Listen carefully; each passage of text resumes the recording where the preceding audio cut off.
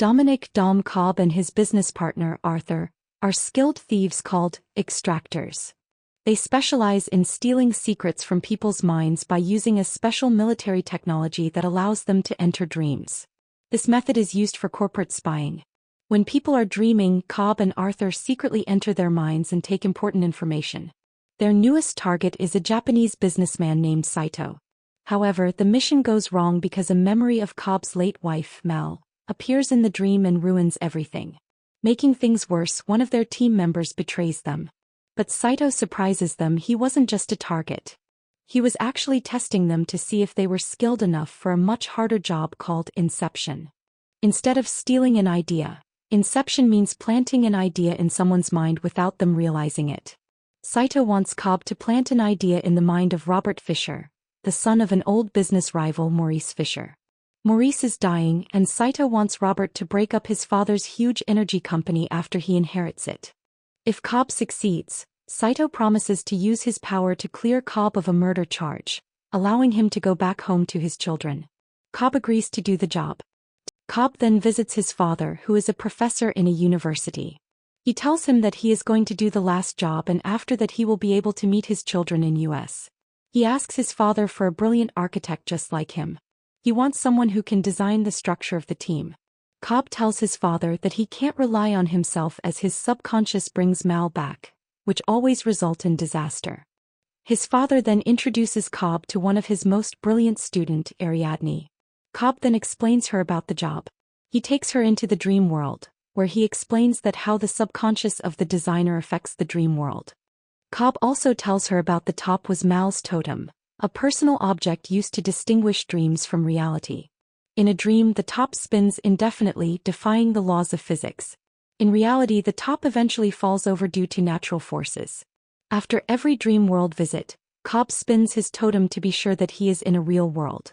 To carry out the plan, Cobb puts together a new team.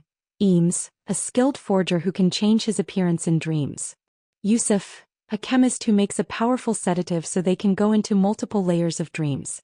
Ariadne, a young architecture student who will design the dream worlds to make sure they don't collapse. Arthur, his usual partner. Saito also insists on joining them to make sure they succeed. When Maurice Fisher dies in Sydney, Robert Fisher takes his father's body on a flight to Los Angeles. The team sees this as the perfect chance to act. While on the plane, they drug Robert and enter his dreams. The plan involves creating a dream within a dream structure. At each level, someone from the team stays behind to prepare a kick, a sudden movement or impact that will wake up the others and help them move back to reality. Because of the strong sedative, if they die in the dream, they won't wake up. Instead, they will fall into limbo, a deep subconscious state with no clear boundaries. Limbo is a shared space where reality is easily lost, and time moves extremely slowly. Now the team is in the first level, a rainy city, which is Yusuf's dream. The team sedates Robert Fisher aboard the plane. They wake up inside a rainy city street. Suddenly, a train barrels through the road, nearly crushing them. Armed men appear and attack their van. Arthur realizes that Fisher's subconscious has been militarized. In the chaos, Saito is shot. They take Fisher to a warehouse. Eames, disguised as his godfather Peter Browning, tries to manipulate him into revealing a security code. Fisher resists. The team decides they must go deeper into another dream. Yusuf starts driving as they sedate Fisher again. Just as they enter the second dream, Yusuf's van is chased by Fisher's subconscious agents. Now the team has moved to the second level, which is a hotel in Arthur's dream. Cobb wakes up in a hotel. Arthur confirms that Fisher's subconscious has followed them. They stage a fake kidnapping. Eames, now disguised as a mysterious agent, convinces Fisher that Browning is behind everything. Fisher starts trusting the team. Saito, still injured, warns them that they are running out of time. Meanwhile, Yusuf is speeding in the first dream level, struggling to avoid Fisher's agents. Suddenly he swerves, causing zero gravity in the hotel level.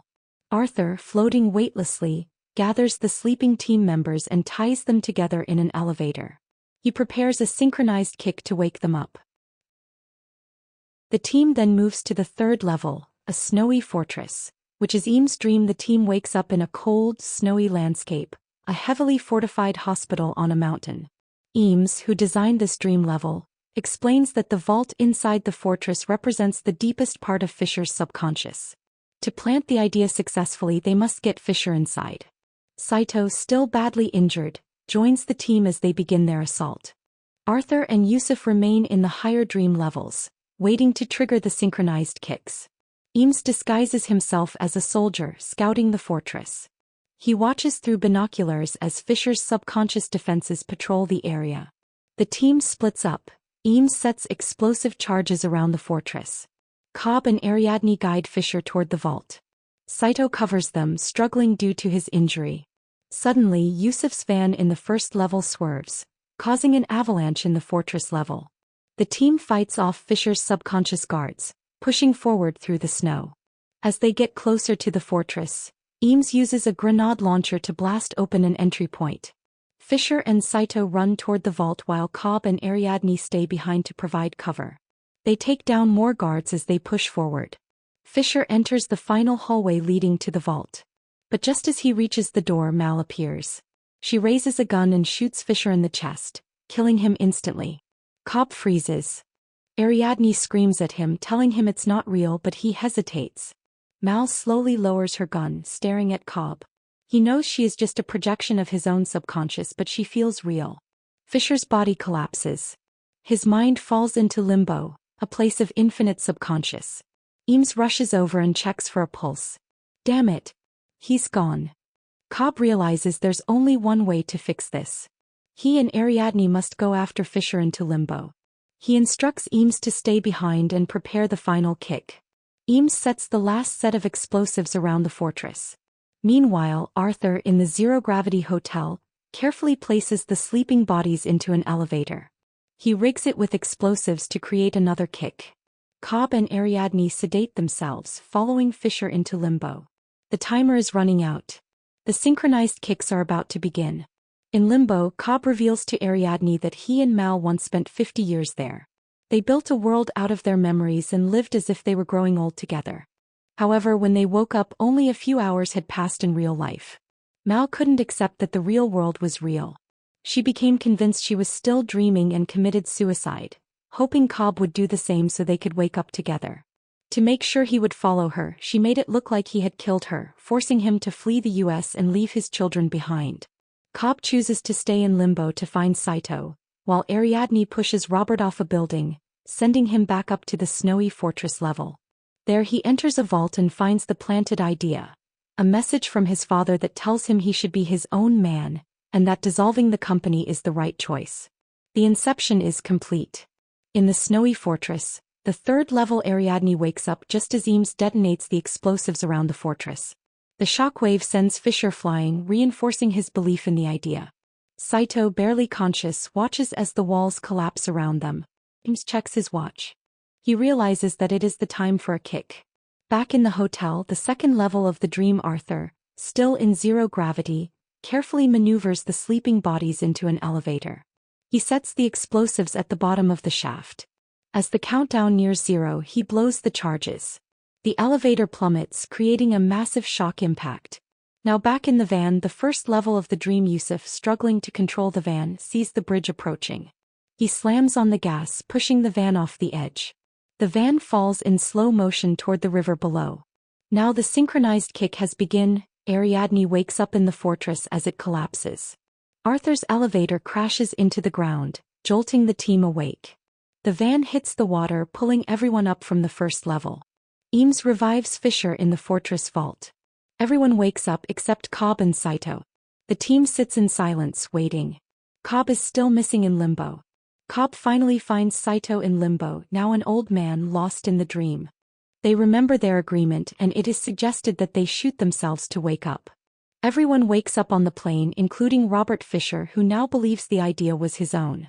Cobb successfully clears U.S. Customs and meets his father-in-law, Professor Miles, who takes him home. Before reuniting with his children, Cobb spins a small top, a totem that tells him if he is still dreaming. If it keeps spinning endlessly, he is dreaming. If it falls, he is awake. But before seeing the result, Cobb turns away and happily embraces his children. So guys, what do you think? What happened in the end? Is Cobb still dreaming or he was awake?